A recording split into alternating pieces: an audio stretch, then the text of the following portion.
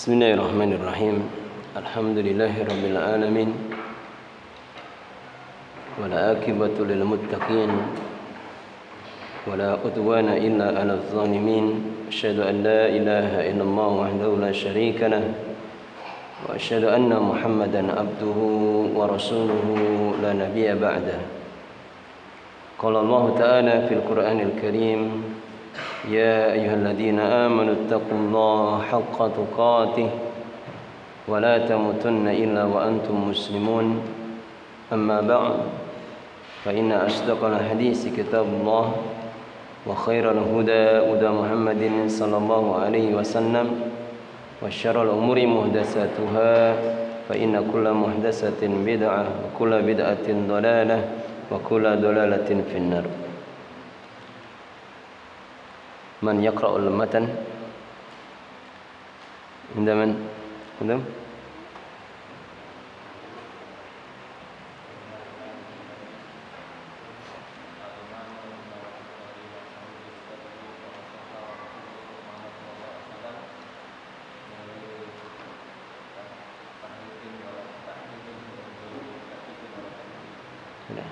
Hasan. Man yaqra' itu? Hendak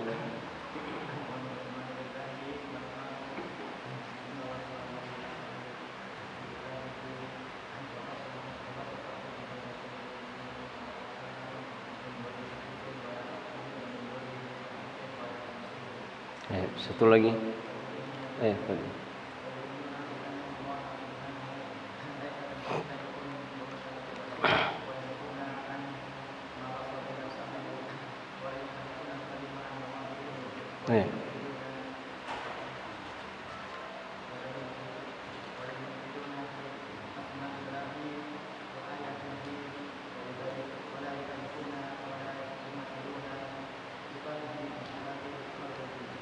Hasan, barakallahu fikum.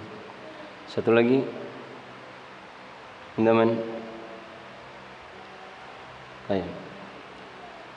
Dari sini, dari yang terakhir wa minal imani billah, itu sebisa mungkin dihafalkan sedikit. Karena bisa jadi satu kalimat saja kita bisa jadikan berapa pertemuan. Saya baca matanya, mengulang dari pembahasan sebelumnya.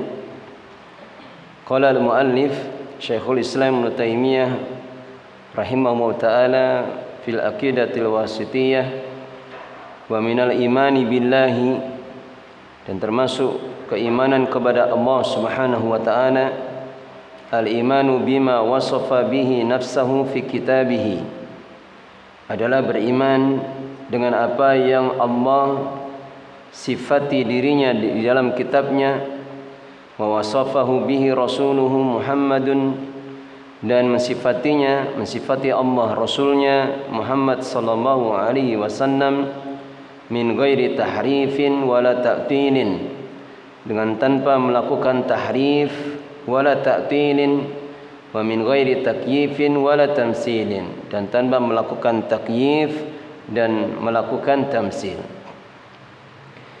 Di antara kandungan iman kepada Allah Subhanahu wa taala yang paling besar dan paling pentingnya, yang dengannya akan bisa menumbuhkan pengagungan kita kepada Allah Subhanahu wa taala, ketika kita menetapkan sifat bagi Allah sebagaimana apa yang Allah tetapkan untuk dirinya, maka akan menjadikan sebab tumbuhnya pengagungan kita kepada Allah Subhanahu wa taala.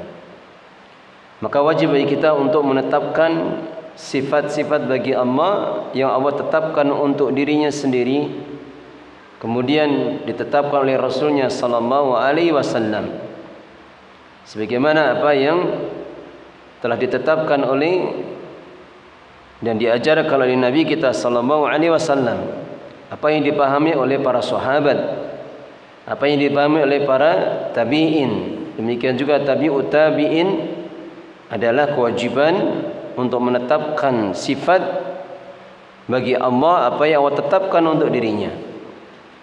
Min ghairi tahrifin, dengan tanpa melakukan tahrif. Apa tahrif? Merubah. Tahrif maknanya apa? Taghyir. Baik merubah dari lafadznya maupun merubah dari sisi maknanya. Ya, sebagian di antara kaum muslimin banyak yang melakukan tahrif.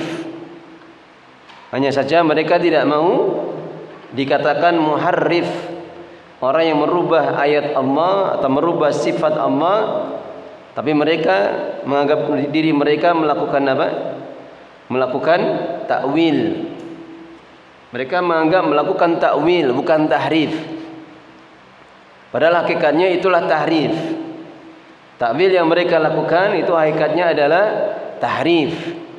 Nah, karena takwil, yang dimaksud dengan takwil yaitu syafrul makna an zahirihi, memalingkan makna dari makna zahirnya, hanya bisa ditetapkan dengan apa? Dengan dalil. Memalingkan makna yang zahir dari satu ayat atau hadis hanya boleh ditetapkan dengan apa? Dengan dalil. Sehingga tidak boleh melakukan takwil tanpa adanya dalil. Dan hakikatnya apa yang mereka lakukan dari takwil terhadap sifat-sifat Allah itu hakikatnya adalah tahrif. Cuma mereka tidak mau dikatakan melakukan tahrif, karena Allah mencela orang-orang yang merubah-rubah, sebagaimana disebutkan di dalam beberapa ayat dalam Al-Quran. Yuharrifunal kalima an mawadhi'ihi. Mereka itu orang-orang yang merubah ucapan-ucapan Allah dari tempat-tempatnya. Kemudian wala ta'til. Apa makna ta'til? Menolak. Ta'til itu maknanya menolak. Ketika mereka menggunakan akal mereka memahami sifat Allah, dan mereka mengatakan, ketika kita menetapkan sifat bagi Allah, sifat mendengar, sifat kalam, sifat melihat, sama saja kita menetapkan sifat Allah itu serupa atau sama dengan sifatnya makhluk. Sehingga dengan niat tujuan untuk mensucikan Allah dari penyerupaan ini, maka mereka kemudian menolak sifat-sifat Allah Subhanahu wa taala. Baik menolak sebagiannya maupun menolak semuanya. Nah, penjelasan Syekh Fauzan sampai di sini. Kemudian kita sebutkan maknanya secara mujmal. Wa min ghairi takyifin, dengan tanpa melakukan takyif. Apa makna takyif? Membagaimanakan, yaitu membagaimanakan sifat-sifat Allah. Wala tamsilin, dan melakukan apa? Dan tidak melakukan tamsil. Maknanya apa? Menyamakan atau menyerupakan sifat Allah dengan sifat makhluk. Soal mengulang apa yang sudah ditanyakan pada kajian yang lalu. Kenapa tahrif dan ta'til itu senantiasa digandengkan, kemudian takyif itu senantiasa digandengkan dengan tamsil? Tidak pernah para ulama membuat ibarah min ghairi tahrifin wala takyifin wa min ghairi ta'tilin wala tamsilin. Kenapa ini? Indaman. Kenapa? Kenapa tahrif dan ta'til senantiasa digandengkan? Demikian juga takyif dan tamsil senantiasa juga digandengkan. Ada ingat? Nah, kalau tahrif dan ta'til digandengkan, kenapa? Gulufi nafi. Mereka melampaui batas di dalam menafikan atau meniadakan sifat bagi Allah. Mereka meniadakan sifat bagi Allah. Yang tujuan mereka karena tanzihullah min naqsin, mensucikan Allah dari kekurangan. Karena mereka menganggap menetapkan sifat itu sama saja menyamakan dengan makhluk. Kenapa? Karena dua perbuatan ini, yaitu tahrif dan ta'til, merubah dan menolak, itu ghulu fin nafyi, melampaui batas dalam menafikan. Meskipun niat mereka itu benar, mereka hendak mensucikan Allah. Oleh karena itulah jangan heran ketika antum mungkin suatu saat mendengar mereka menuduh orang-orang Ahlussunnah wal Jamaah dikatakan sebagai orang-orang Mujassimah. Kenapa? Karena orang-orang Ahlussunnah itu, atau mereka menuduh kita menetapkan sifat ab'ad, bagian-bagian tubuh sebagaimana ada yang pada manusia. Mereka menuduh kita orang-orang Mujassimah karena menetapkan Allah itu punya jism. Ketika kita mengimani Allah itu punya tangan, bal yadahu mabsutatan yunfiqu kaifa yasha. Kita menetapkan Allah punya ain. Kita menetapkan Allah punya qadam. Kita menetapkan Allah itu mempunyai sifat-sifat seperti dhahik, tertawa, ghadab, marah. Maka mereka menuduh kita orang-orang Mujassimah. Kemudian kenapa takyif dan tamsil digandengkan? Ghulu fi al-isbat. Takyif dan tamsil itu ghulu fil isbat, melampaui batas dalam menetapkan. Adapun Ahlussunnah wal Jamaah bagaimana? Ahlussunnah wal Jamaah, maka kita tetapkan apa yang ditetapkan oleh Allah, kemudian kita nafikan, kita tiadakan apa yang ditiadakan oleh Allah Subhanahu wa ta'ala. Sebagaimana kita menetapkan sifat-sifat Allah yang banyak sekali. Sifat as-sam'u wal basaru wal kalam wal iradah wal rahmah. Kemudian kita menafikan sifat-sifat bagi Allah yang Allah nafikan. Contohnya apa? Sifat Allah yang Allah nafikan contohnya apa? Sifatnya al-maut, mati, sinnah, mengantuk, an-naum, tidur, az-zulm, kedaliman, al-ajzu, lemah, terus demikian. Apa yang Allah nafikan di dalam ayatnya, maka kita wajib juga menafikan. Maka inilah sifat keadilan. Itu sifat adil, sifat keadilan. Sebagaimana apa yang ditetapkan oleh Rasul kita sallallahu alaihi wasallam, diajarkan kepada para sahabat-sahabatnya. Karena kebid'ahan tentang sifat-sifat Allah itu memang munculnya belakangan. Awal pertama kali di masa orang-orang Jahmiyah dan Mu'tazilah. Dan nanti insyaallah ada penjelasan tentang siapa Jahmiyah, bagaimana sejarahnya, kemudian Mu'tazilah, bagaimana sejarahnya. Taib. Kemudian penjelasan beliau Syekh Fauzan hafizahullah taala, wa taqyifu, halaman berapa itu? Biar yang lainnya tahu. Jadi penjelasan pada ucapan beliau min ghairi taqyifin wala tamsilin. Kata Syekh Fauzan hafizahullah taala, wa taqyifu, maka takyif huwa ta'yinu kaifiyatis sifah, yaitu menentukan atau menetapkan kaifiyah, bagaimana keadaan sifat itu. Yuqalu, dikatakan kayyafa syai'a, dia itu membagaimanakan asyai'a, sesuatu itu, idza ja'ala lahu kaifiyatan ma'lumatan, jika dia menjadikan pada sesuatu itu kaifiyah, menjelaskan bentuk keadaannya, maklumah, yang diketahui.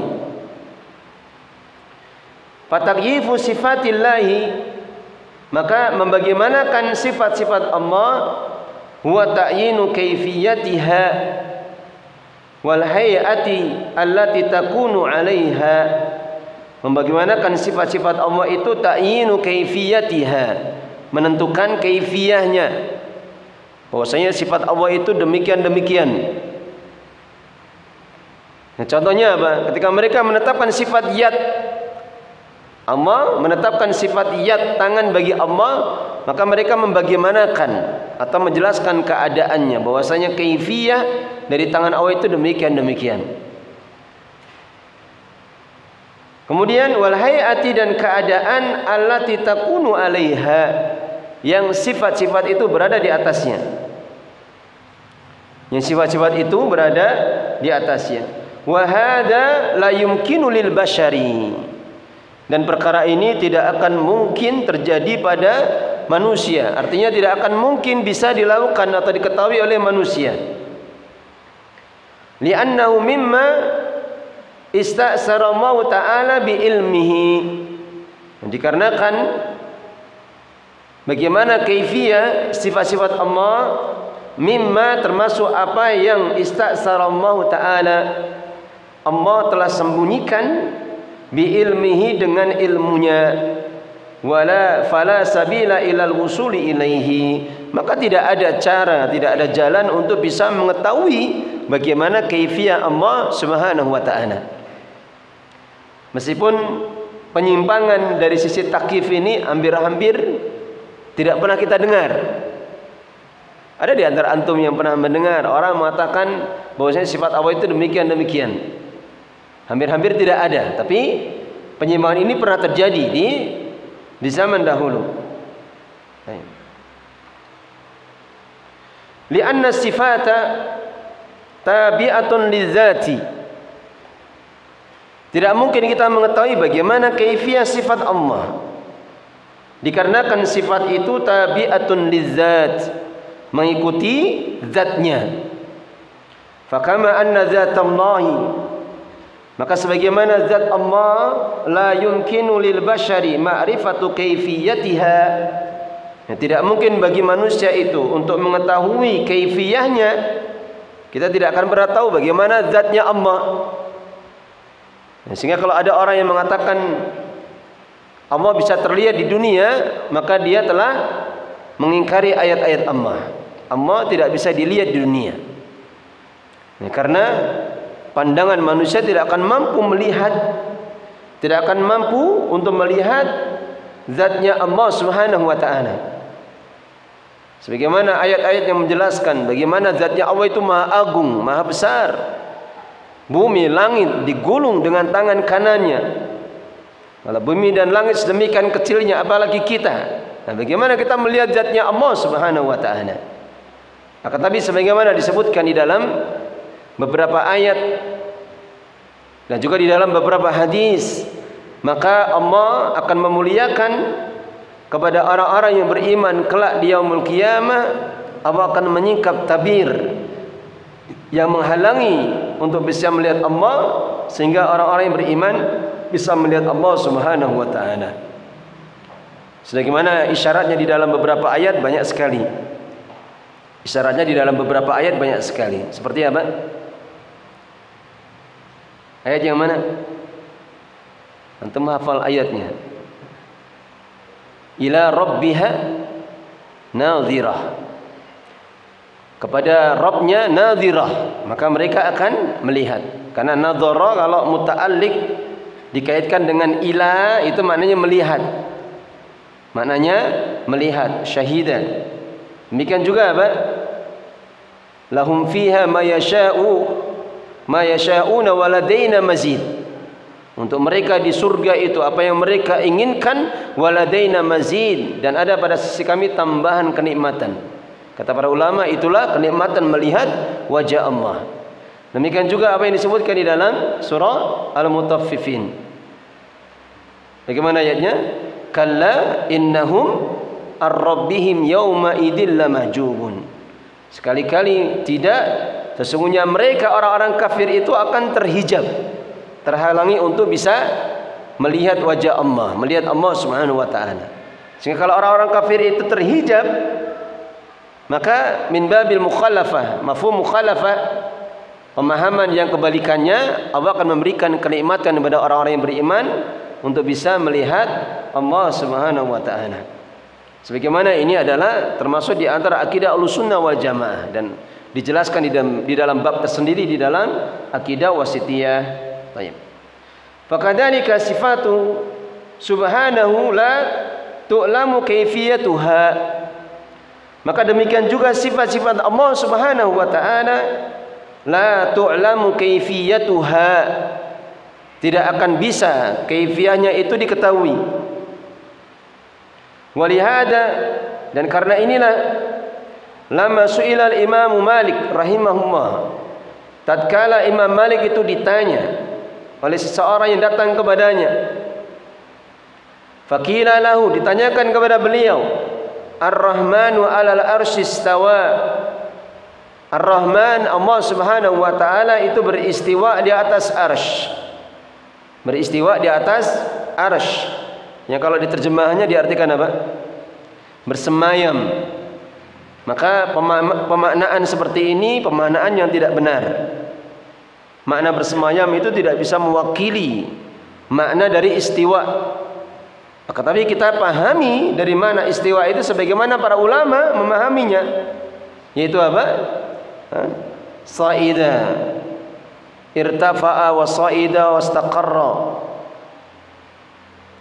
Allah itu maha tinggi dan maha naik, itu maha menetap. Maka ditanyakan kepada Imam Malik rahimahullah taala, Ar-Rahmanu 'alal arsy istawa. Kaifa istawa? Bagaimana istiwanya Allah Subhanahu wa taala itu? Bagaimana Allah itu beristiwa di atas arsy? Faqala, maka beliau Imam Malik mengatakan, yang kalau disebutkan di dalam asarnya, beliau tidak langsung menjawab. Jadi ketika ada orang datang kepada beliau bertanya, kaifa istiwa? Maka beliau tadinya menundukkan kepalanya, tidak langsung menjawab, menundukkan kepalanya.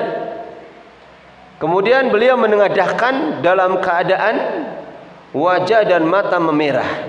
Karena apa? Karena beliau marah. Sampai ada orang yang tidak faham bagaimana memahami sifat-sifat Allah, bertanya tentang kaifiyah dari istiwanya Allah Subhanahu wa taala. Kemudian beliau mengatakan al-istiwa'u ma'lum. Istiwa itu ma'lum, maknanya diketahui. Sebagaimana diketahui secara bahasa.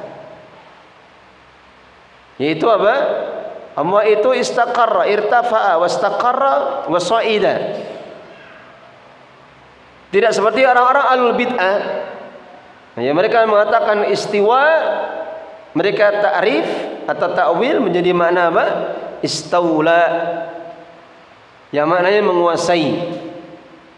Yang dijelaskan oleh para ulama, ini makna yang keliru, yang batil. Tidak ada dalil yang menetapkannya. Bahkan secara bahasa saja ini perkara yang keliru. Apalagi jika dikaitkan dengan akidah. Karena makna istaula menguasai, berarti melazimkan Allah itu ketika menguasai alam semesta ini, maka Allah itu harus mengalahkan saingannya dulu, baru kemudian menguasai alam semesta. Dan ini adalah hal yang batil. Akal tidak akan bisa menerimanya. Wal kaifu majhulun, dan bagaimana istiwa itu majhul, tidak diketahui, karena memang Allah tidak pernah menjelaskannya. Sebagaimana Rasulullah SAW juga tidak pernah menjelaskannya dan tidak pernah dinukil. Dan ini ya keindahan dan kesempurnaan dari agama ini, terutama dalam urusan akidah. Tidak pernah dinukil. Dulu para sahabat bertanya kepada Rasulullah SAW tentang istiwa ini, tidak pernah ada satu hadis. Seandainya para sahabat dulu pernah bertanya kepada Rasulullah, tentunya akan dinukil hadisnya. Tapi para sahabat orang-orang yang paham bahasa Arab, dan mereka tunduk dengan apa yang ada, yang ditetapkan oleh Allah Subhanahu wa taala, disampaikan kepada Rasulnya. Sehingga apa yang disampaikan Rasul kepada para sahabat mereka imani. Ya, karena memang ada celaan. Sebagaimana apa yang disebutkan di dalam surah apa itu?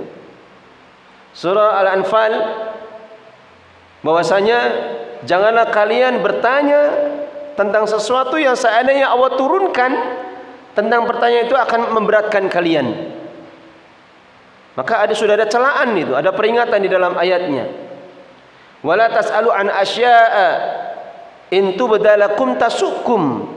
Jangan kalian bertanya tentang sesuatu yang ketika sesuatu itu ditampakkan kepada kalian, diturunkan kepada kalian, akan memberatkan kalian. Sehingga para sahabat tidak pernah dulu dinukil. Mereka bertanya, Rasulullah, istiwanya Allah itu bagaimana? Tangannya Allah itu bagaimana? Mereka tidak pernah bertanya. Jangankan kaifiyah, bahkan maknanya saja mereka tidak pernah bertanya. Para ulama menjelaskan, bahkan maknanya saja para sahabat tidak pernah bertanya. Ketika dijelaskan bal yadahu mabsutatani yunfiku kaifa yasha, bahkan kedua tangan Allah itu terbentang, Allah berikan rezeki kepada siapa yang Allah kehendaki. Para sahabat tidak pernah bertanya, ya di situ maknanya apa ya Rasulullah? Tidak pernah.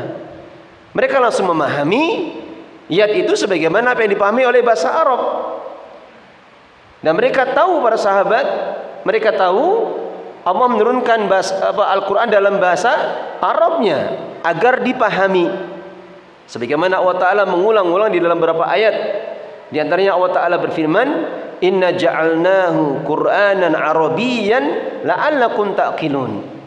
Sesungguhnya kami telah menurunkan Al-Quran itu dalam bahasa Arab, la'allakum ta'qilun, agar kalian itu mengetahuinya. Sehingga para sahabat dulu tidak pernah bertanya.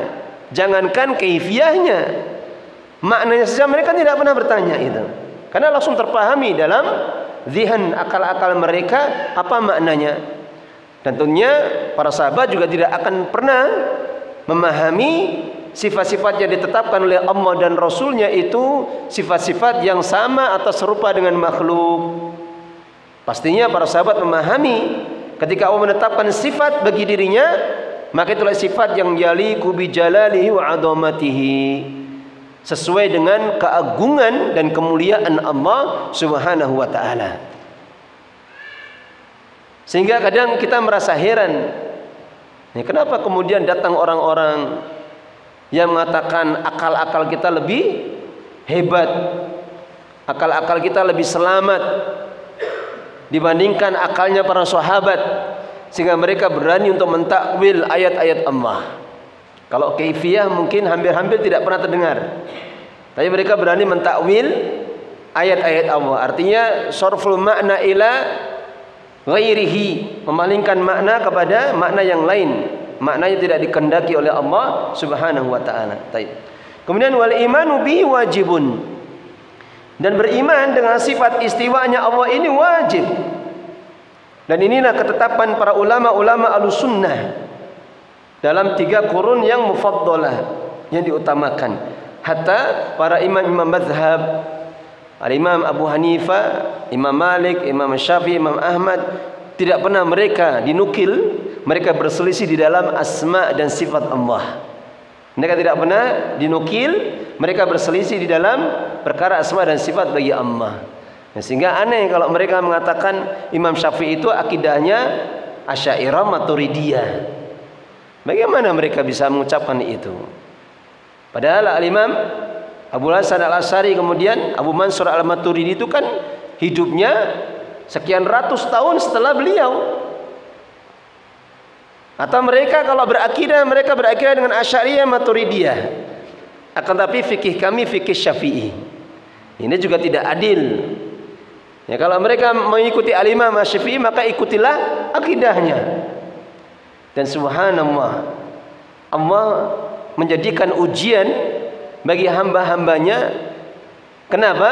Karena tidak pernah dinukil, dijelaskan oleh para ulama, Al-Imam Syafi'i punya tulisan tentang akidah. Subhanallah, ujian bagi orang-orang yang datang kemudian. Al-Imam Syafi'i tidak pernah menulis tentang akidah. Bukan maknanya kemudian apa beliau tidak paham akidah, bukan. Tapi subhanallah, mungkin Allah memang menjadikan ini sebagai ujian. Karena kalau beliau menulis akidah, maka selesai urusannya. Tidak akan berani mereka membantah. Tapi beliau lebih banyak menulis tentang usul fikih. Beliau pencetus pertama kali ilmu usul fikih di dalam kitabnya Ar-Risalah. Kemudian kitab Al-Um tentang fikih. Itu saja banyak penyelisihan mereka terhadap apa yang beliau tetapkan, beliau ikuti. Seperti kitab Al-Um itu, ada yang mengatakan orang-orang pondok pesantren mereka hanya boleh diizinkan mempelajari kitab Al-Um kalau sudah minimal 8 atau 9 tahun mondok. Baru boleh mempelajari kitab biar tidak bingung katanya. Subhanallah. Baik. Kemudian wasu'alu anhu bid'ah. Kata Imam Malik, dan bertanya tentang kaifiyah sifat Allah itu kebid'ahan. Bertanya tentang sifat Allah itu adalah kebid'ahan. Wa hadza yuqalu fi sa'iris sifat. Dan ini dikatakan atau ditetapkan pada semua sifat. Ini ditetapkan pada semua sifat. Dan para immatus salaf, mereka bersepakat dengan ucapan Al-Imam Malik ini. Mereka bersepakat dengan ucapan Imam Malik, bahwasanya di dalam menetapkan sifat bagi Allah, maka dipahami saja maknanya. Tentunya makna yang yaliku bijalalihi wa adamatihi, sesuai dengan kemuliaan dan keperkasaan keagungan Allah Subhanahu wa taala. Kemudian tidak boleh bertanya tentang kaifiyahnya. Tidak boleh bertanya tentang kaifiyahnya. Ini pembahasan tentang takyif. Kemudian setelahnya min ghairi tamsilin, mengimani sifat Allah tidak boleh melakukan tamsil. Apa itu tamsil? Huwa tashbihu. Tamsil itu maknanya tashbih. Kalau tamsil dari kata mislun. Mislun apa? Sama. Kalau tashbih dari kata apa? Shibahun, apa? Serupa. Jadi kalau tamsil itu menyamakan, kalau tashbih itu menyerupakan. Sebagian para ulama mengingkari kata tashbih. Sebagian para ulama mengingkari kata tashbih. Kenapa?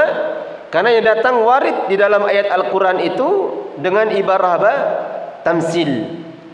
Sebagaimana disebutkan di dalam ayatnya dalam surah Asy-Syura, laisa kamislihi syai'un wa huwas samiul basir. Dengan kata apa? Misal. Tidak ada sesuatu pun yang sama dengan Allah Subhanahu wa taala. Sehingga sebagian para ulama mengingkari penggunaan kata tashbih. Mengingkari penggunaan kata tashbih. Baik. Bi ayyu qala, sebagaimana Syekhul Islam Ibnu Taimiyah, beliau tidak menggunakan kata tasbih, tapi beliau menggunakan kata tamsil. Dan ini menunjukkan kehati-hatian beliau di dalam mengambil ibarah. Beda dengan sebagian para ulama, kadang masih membolehkan menggunakan kata tasbih. Bi ayyu qal, dengan dikatakan inna sifatillahi mislu sifatil makhluqin. Sesungguhnya sifat-sifat Allah itu serupa atau sama dengan sifat-sifat makhluk. Ka'ayyuqal, seperti dikatakan yadullahi ka'aidina, tangan Allah itu seperti tangan kita. Wa sam'u kasam'ina, pendengarannya seperti pendengaran kita. Ta'ala Allahu an dzalik, maha tinggi Allah dari ucapan-ucapan itu. Maha tinggi Allah dari ucapan-ucapan itu. Mungkin antum akan bertanya, bagaimana mereka itu bisa menetapkan tamsil untuk menyamakan sifat Allah dengan sifat makhluk? Untuk menetapkan sifat Allah itu sama dengan sifat makhluk. Kira-kira apa hujahnya mereka? Apa kira-kira? Kenapa mereka berani mengatakan sifat Allah sama dengan sifat makhluk? Hujahnya mereka apa? Hujahnya mereka sederhana. Karena Allah tidak membebani kita, kata mereka, untuk memahami tentang perkara agama ini kecuali dengan apa yang bisa disaksikan. Kecuali dengan apa yang bisa disaksikan. Sehingga mereka mengatakan kalau begitu sifat Allah itu sama dengan sifat makhluk sebagaimana kita lihat. Ini hujahnya mereka. Dan tentunya hujah seperti ini hujah yang sangat lemah sekali. Karena tidak semua perkara agama itu bisa disaksikan dengan penglihatan kita. Tidak semua perkara agama itu bisa disaksikan dengan pandangan kita. Qala ta'ala fil ayah, Allah Ta'ala berfirman di dalam ayatnya min surah Asy-Syura. Di dalam surah Asy-Syura, laisa kamitslihi syai'un wa huwas samiul basir. Tidak ada sesuatu pun yang semisal seperti Allah Subhanahu wa taala. Baik secara zatnya, baik secara sifat-sifatnya, maka tidak ada satupun yang semisal dengan Allah Subhanahu wa taala. Wa huwas samiul basir, dan dia Allah itu maha mendengar dan maha melihat. Fala yuqalu fi sifatihi, maka tidak dikatakan atau tidak boleh dikatakan pada sifat-sifat Allah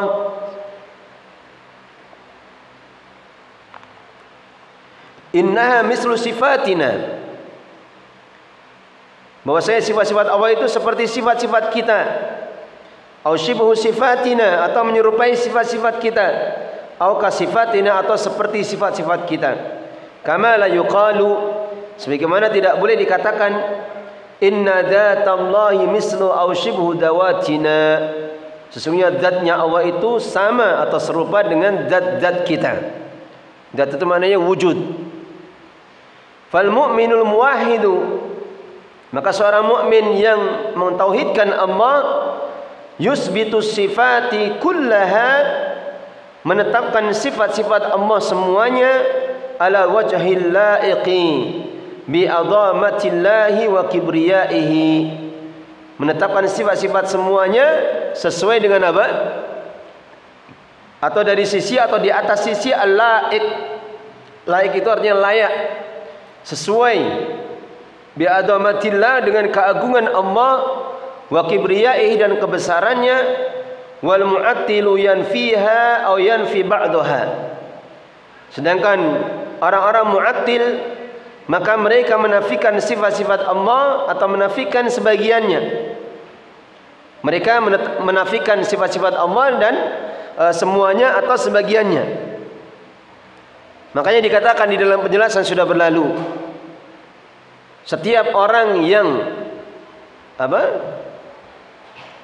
kullu muharrim maka mu'attil. Akan tapi tidak semua, walaysa kullu mu'attil muharrifan. Kullu muharrim mu'attilan, setiap orang yang merubah sifat-sifat Allah maka dikatakan dia mu'attil, dia menolak. Dari sisi mana? Setiap orang muharrif itu mu'attil. Setiap orang yang merubah itu dikatakan dia menolak. Dari sisi mana? Menolak apa? Menolak ayat-ayat Allah, atau menolak makna yang Allah tetapkan badannya secara zahirnya. Walaysa kullu mu'attil muharrifan. Akan tapi tidak dikatakan setiap mu'attil itu pasti muharrif. Kenapa? Karena ada yang mu'attil, dia tolak saja, dia tidak merubah. Dia tolak saja, kan, tapi dia tidak merubah. Tapi kalau orang yang merubah maka dikatakan dia mu'attil, artinya menolak makna sifat dari apa yang dikehendaki oleh Allah Subhanahu wa taala. Baik. Wal musyabbihu al mumassilu yusbituha ala wajhin la yaliku billah. Sedangkan orang-orang musyabbih, mumassil, orang-orang menyerupakan dan menyamakan sifat Allah dengan sifat makhluk, maka mereka menetapkan sifat-sifat Allah ala wajhin la yaliku billah, atas sisi yang tidak sesuai dengan keagungan Allah Subhanahu wa taala. Wa inna ma yaliku bil makhluk, dan mereka itu atau dia itu hanyalah sifat-sifat itu sesuai dengan makhluk. Mereka menetapkan sifat-sifat yang sesuai dengan makhluk. Sehingga hal yang bisa kita ambil pelajaran ibrahnya, maka orang-orang ahlul bid'ah dari kalangan orang-orang yang mengingkari sifat-sifat Allah, orang-orang Jahmiyah, Mu'tazilah, Asy'ariyah, Maturidiyah, Kullabiyah, Karamitah, Syiah, Rafidah, kapan mereka tidak mengimani sifat-sifat Allah sebagaimana apa yang Allah kehendaki, sebagaimana diajarkan oleh Nabi sallallahu alaihi wasallam dan dipahami oleh para sahabat, maka sesungguhnya mereka tidak sedang mengagungkan Allah. Maka sesungguhnya mereka tidak sedang mengagungkan Allah Subhanahu wa taala, meskipun niat mereka menetapkan kebid'ahan mereka itu untuk mensucikan Allah, mensucikan keagungannya dari perkara-perkara yang bisa mengurangi keagungannya. Akan tapi hakikatnya mereka tidak mengagungkan Allah Subhanahu wa taala. Sebagaimana orang-orang yang berani menolak sifat-sifat Allah dari kalangan orang-orang Jahmiyah, Mu'tazilah. Meskipun mereka tujuannya untuk mensucikan Allah, akan tapi kita katakan mereka bukan orang-orang yang mengagungkan Allah. Kenapa? Karena kalau mereka berani mengingkari, menafikan sifat Allah, maka akan hilang pengagungan di dalam hati hamba itu akan keagungan sifat-sifat yang dinafikan itu. Nah, satu sifat saja yang dihilangkan maka akan mengurangi keagungan Allah. Contohnya apa? Ketika mereka mengingkari sifat ilmu, padahal Allah menetapkan Allah itu ya'lamu ma fis samawati wal ard. Wasi'a kulli syai'in ilman. Ilmu Allah itu melingkupi segala sesuatu. Semua langit dan bumi, alam semesta ini Allah mengetahuinya. Allah mengetahui daun yang jatuh, setiap detiknya berapa yang jatuh, bagaimana jatuhnya, di mana jatuhnya, dari pohon apa. Allah mengetahui apa yang ada di dalam bumi. Ya, kalau manusia suruh menghitung jumlah pasir, jumlah debu di alam semesta ini, tidak akan mampu. Allah mengetahuinya. Lalu kalau mereka menafikan sifat ilmu bagi Allah, maka pasti akan hilang pengagungan hamba itu kepada Allah. Ini baru satu sifat. Ini baru satu sifat. Sama halnya orang-orang yang melakukan takwil dari kalangan orang Asy'ariyah, yang mereka, masya Allah, itu tuduhan mereka kepada Ahlussunnah, celaan mereka kepada Ahlussunnah itu masya Allah bukan main. Mereka menuduh kita dengan tuduhan-tuduhan, celaan-celaan yang hebat. Tapi sebetulnya hakikatnya mereka pun tidak dikatakan mengagungkan Allah. Kenapa? Ketika berani memaknai satu sifat dengan makna yang tidak pernah Allah turunkan penjelasannya, tidak pernah dijelaskan oleh Nabi SAW. Mereka hanya memahami dengan akal-akal mereka, seakan-akan akal mereka itu lebih hebat dibandingkan akalnya Nabi dan akal para sahabat. Sama, mereka dikatakan tidak mengagungkan Allah. Apalagi orang-orang musyabbihah, orang-orang mukayyifah, al-taqyib, al-tashbih, lebih-lebih mereka ketika mereka menetapkan sifat-sifat Allah, akhirnya mereka menyamakan dengan sifat-sifat makhluk. Maka ini kesimpulan ya, kenapa para ulama sedemikian kerasnya, sedemikian tegasnya. Sebagaimana kita sebutkan, tidak ada bantahan pembelaan para ulama untuk membantah orang-orang ahlul bid'ah yang lebih keras, lebih banyak dibandingkan bantahan para ulama di dalam masalah sifat-sifat Allah. Ya, karena penyimpangan orang-orang ahlul bid'ah di dalam sifat-sifat Allah itu lebih banyak dibandingkan penyimpangan dalam perkara yang lain. Kenapa? Karena sifat Allah kan banyak sekali. Sifat Allah banyak sekali. Ya, sehingga banyak kita para ulama ketika mereka mengawali pembahasan akidah, maka mereka mendahulukan pembahasan tentang sifat-sifat Allah. Seperti apa yang kita kaji ini, alhamdulillah, al-aqidah al-wasithiyah dan juga aqidah Thahawiyah yang pernah kita kaji, selesai alhamdulillah apa? Ibnu Qudamah, Lumatul I'tiqad, itu pembahasan awal sifat-sifat Allah itu. Kenapa? Karena memang penyimpangan orang-orang ahlul bid'ah itu yang paling besar dalam sifat-sifat Allah. Dan ini hal yang bahaya. Ya, mungkin kadang sebagian orang-orang akan bertanya-tanya atau menganggap remeh perkara ini.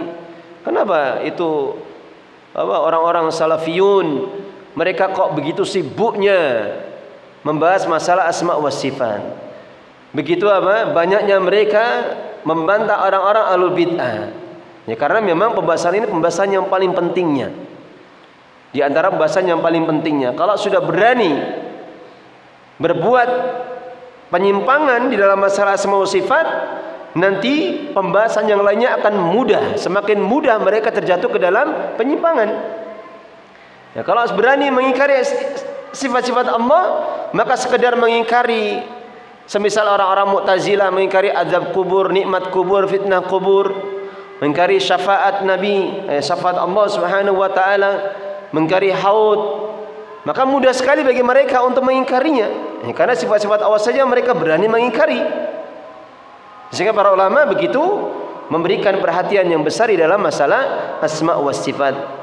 Dan insya Allah nanti di dalam penjelasannya kita akan ambilkan faidah para ulama, kandungan-kandungan yang ada di dalam sifat-sifat Allah, kandungan-kandungan yang ada di dalam sifat-sifat Allah, sehingga kita akan semakin mengetahui keagungan Allah Subhanahu wa taala dalam sifat-sifatnya.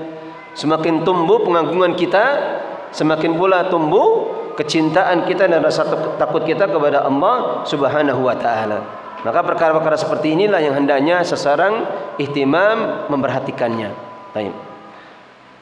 Dan untuk menutupnya, ana sarankan antum kalau pembahasan kitab yang kita baca syarahnya seperti ini, biar kita bisa biar cepat qawi, qaqah di dalam lughahnya, maka banyak-banyaklah murojaah. Banyak-banyak murojaah. Luangkan waktu. Kita belajar cuma sepekan sekali untuk kitab ini. Luangkan waktu. Kalau mau belajar besok, misalkan, maka baca terlebih dahulu. Baca apa yang kita baca di daras sebelumnya, kemudian coba baca apa yang kita baca besok. Dibaca apa yang kita baca besok. Kita baca dulu, kita siapkan. Kalau perlu ada yang tidak tahu artinya, cari di dalam kamus. Pahami semampunya.